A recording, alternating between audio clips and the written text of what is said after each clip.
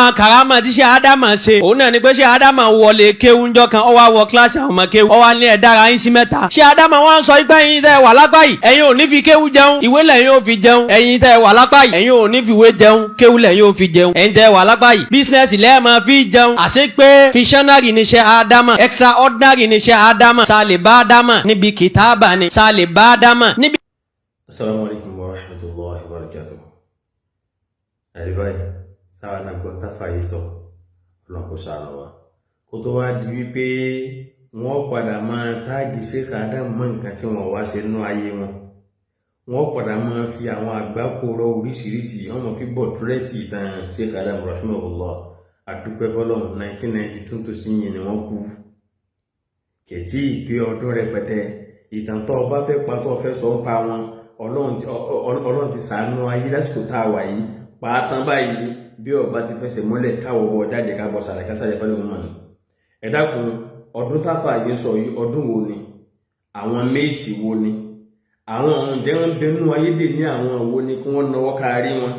ó di méjì ẹlẹ́kẹ̀ẹ́ta ń bẹ̀ níbi ní sísọ́fù sàádà náà wà dàbí sọ́fù àfà yìí gẹ́gbòrò náà ti gbọ́ tàn ta lọ́pàá fún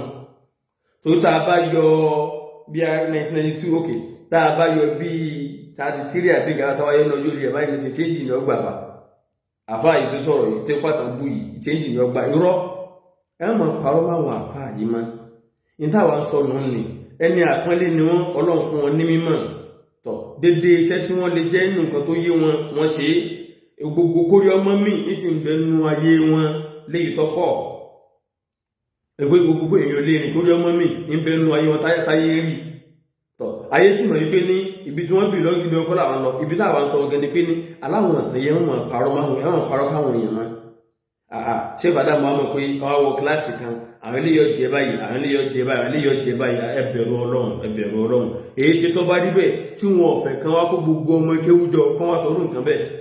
kan wá mọ̀ sọ pé ní ìwọ lágbádá o nǹkan báyìí náà padà ṣe wọ́ pẹ̀lú nǹkan tá a padà rí lóde ìní yìí tí ó kálukú bá kàkiri náà àwọn kéwú àtàwọn ọmọ tán bínú gan pẹ̀lú قل لا يعلم الغيب من في السماوات والأرض إلا الله ọlọ́ni àlẹ́bí mọ́ sọ fún ẹgbẹ́ ní gbogbo ń tọ́wà lókè sánmà àtilẹ̀ ẹnìkankan nù wọn ò lè mọ̀ kọ̀kọ̀ àfi Allah ó ní قل لا أقول لكم عندي خزائن الله sọ fún wọn wípé sọ fún yín pípẹ́ǹpẹ́ ọ̀rọ̀ Ọlọ́run ọba ń bẹ lọ́wọ́ mi wala a'lamul ghaiba ń ò sí mọ́ kọ̀kọ̀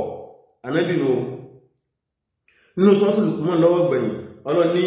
inna Allaha 'indahu 'ilmus sa'ah wa yunazzilul ghayth wa ya'lamu ma fil arham wa ma tadri nafsun madha taksibu ghadan wa ma tadri nafsun bi ayyi ardin tamut inna Allaha alimun khabir Ọlọ́run sọ pé dájúdájú ọ̀dọ̀ Ọlọ́run ọba ní ìmọ̀ kọ̀kọ̀ wà ìmàlìkìyàmọ̀ Ọlọ́run ló ní òun náà ní mọ́ sọ ìṣújò kalẹ̀ òun lọ́mọ tó wà ní àpò bí ẹ̀mí kankan ọmọ kí ló wọ́n fọ̀ láàrún ṣe wa ma tadri nafsun madha taksibu ghadan ẹ̀mí kan ọmọ kí ló wọ́n fọ̀ láàrún dà ẹ̀mí kan ọmọ kí lọ láàrún ní fún وما تدري نفس بأي أرض تموت ẹ̀mí kan ò sí mọ́lẹ̀ olóhun òkú sí kọmọgbà olóhun òkú inna Allaha alimun khabir Ọlọ́run lọ́ba tó nímọ̀ òun lọ́ba tó ní ìró nípa gbogbo nǹkan ẹ bẹ̀rù Ọlọ́run kó tó di pé àmọ́ àtúnṣe Ádámù náà dẹ̀tẹ́ nígbà náà kọ́dà àwọn gan Mádínà náà ti máa kírun àbá Amẹ́ríkà wọn ti ń lọ kírun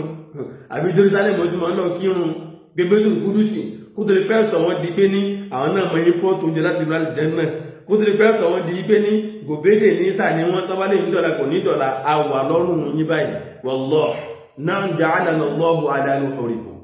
ja'alana Allahu ala nuhurikum ọrùn yín báyìí lọ́nà fi wá sí kẹ́ẹ̀tọ́ máa parọ́ tí ọ̀dà ọjọ́ ogun wa ní òsè afá ẹ̀dẹ̀yìn bí ìtàn tí ọ̀dà àwọn àràmọ́ tí èsì tàwọn ènìyàn mọ́ rà mọ́ wọn mọ́ gbogbo tí ọmọ tako dàrẹ́tì Ọlọ́run gbé ànábì rẹ̀ wínú kàrámù ẹ̀yọ kú o ntí èsì tí wọn kì í ṣàpọ́nlé lára wọn àbùkù ní fún wọn pé ní gbogbo ọjọ́ ayé wọn tán fi kọ́ ọmọ kéwù àwọn karambà nìkan jáde wọn wá ń pa ntí èsì tàn wọn. bàbá Adama máa ń tírèsì yataharra ash-shidqa fi tarikh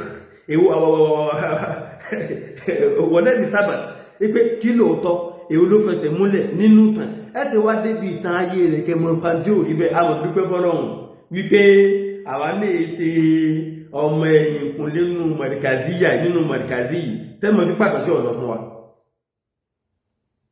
ó ti yára nísìn kìí ṣe pé àkọ̀hún rìn wá ń jìnà kan náà tó lọ gbé àwa pé bẹ́ẹ̀ torí pé kìí ṣe lè kí wọn ni sórí bá a sọ́ọ̀tì àdàbíyà káwọn kí ní yóò rí bẹ́ẹ̀ kò rí bẹ́ẹ̀ wọn iná làásọ̀ ti mọ̀dìkàzí yà náà lọ́wọ́lọ́wọ́ yìí. ntí ọba ti rí bẹ́ẹ̀ nú ẹ̀sìn ọlọ́run ní kájọ dúró lórí ẹ̀. ta'alaw ila kalimatin sawa'in baynana wa baynakum alla na'buda illa Allah wa la nushrika bihi shay'an. ẹ wá àti gbogbo tí wọ́n lè gbọ́dọ̀ kọ́ mọ̀ pé rẹ̀ wọ́n lè wọ́n jẹ ẹ padà ẹ kú ń bẹ́ ẹ padà wá sí di kẹ́límẹ̀ ẹ̀yọ kan tó ṣe pé ní dọ́gbandọ́gba ní láàrin àwa àtẹ̀yìn. alla na'buda illa Allah pa àgbọ́dọ̀ sí nǹkan kan àfi Allah wa la nushrika bihi shay'an lọ́gbọ̀ọ́gbọ́n ní direct tàbí indirect àgbọ́dọ̀ fẹ́ ní kẹ́kẹ́ sórúgún ọlọ́run gbogbo tẹ́ bá ní claim kọ́ mọ́ kọ̀kọ̀ ẹ ti ń pè lọ́lọ́run nìyẹn ilmul ghaib ìmọ̀ kọ̀kọ̀ ìmọ̀ kádàrá tẹ́nìkan dà lọ́la. ẹgbọ́n táyà ń sọ ni wa ma tadri nafsun madha taksibu ghadan ẹ̀mí kan ọmọ kí ló wọn fọ̀ láṣẹ ẹ bẹ̀rù ọlọ́run ẹ kó àwọn ọ̀dọ́ tí bú àwọn ọ̀rọ̀ yẹn kókó àwọn ilé náà sì dòkó ẹ̀ sì ń gbá àwọn àtàn bú ìrọ̀ ìtàn ọ̀rọ̀ yìí ẹ sì lè gbé jáde. bẹ́ẹ̀ adúgbò fọlọ́run bẹ́yìn bá nípa àwọn ò lè tù ẹ mo challenge yín kíláàsì tó ti ṣẹlẹ̀ àwọn méètì wọn kíláàsì ọdún tí wọ́n wà ní ilé kéwú àwọn tó wà níwájú wọn àwọn tó wà lẹ́yìn wọn ta ló pa ìtàn fún àfáà yìí ta ló sojú rẹ̀ gbogbo ẹ̀ làwọn ń retí adúgbò fọlọ́run àwọn tẹ́ pàtàkì mọ́tíkàsì lójú wọn tí wọ́n sì mọ̀ bó ṣe bẹ̀rẹ̀ àti ibi tó bá dé wọ́n sì ń bẹ nínú ayé káàkiri àwọn táwọn náà gbé bẹ́ẹ̀ tí wọ́n ṣẹ̀mí ń bẹ̀ tán bírò àwa yìí náà wọ́n ń bẹ nínú ayé rẹ̀ tí ì kú àwọn ìtàn eléré ibú tẹ́ báyìí tán bí ìtàn rọ́yìn àgọ́ lẹ́nu orí láyé ẹ̀bẹ̀rẹ̀ ọlọ́run kò dì í sí déédéé tán bá báyìí wọn ṣe ẹ sọ tẹnukọ́ ní kẹmọ lọ wá kíní kẹtí èsì kẹmọ pè ní kàrámà mọ́ wọn àtakò kàrámà àwọn ẹni ọlọ́run àmọ́ ìtọ́ bá takò ọlọ́run àníbi rẹ̀ wí ẹ̀já wọ́gi ni kò sí ń bẹ́ẹ̀ yé tàbùkù sílámù mọ́ ẹ̀ mọ̀ fáwọn àfáà yìí sorogún ọlọ́run mọ́ lọ́nà bí tẹ́ ẹ̀ ti mọ̀ ẹ sí làákà yín lẹ̀ ẹ̀kọ́ ẹ̀kọ́ ẹ̀mọ̀ ẹ̀kọ́ ẹ̀kọ́ ẹ̀sìn ẹ̀jẹ̀ kí sílámù ó yé yín. Assalamu alaikum warahmatullahi.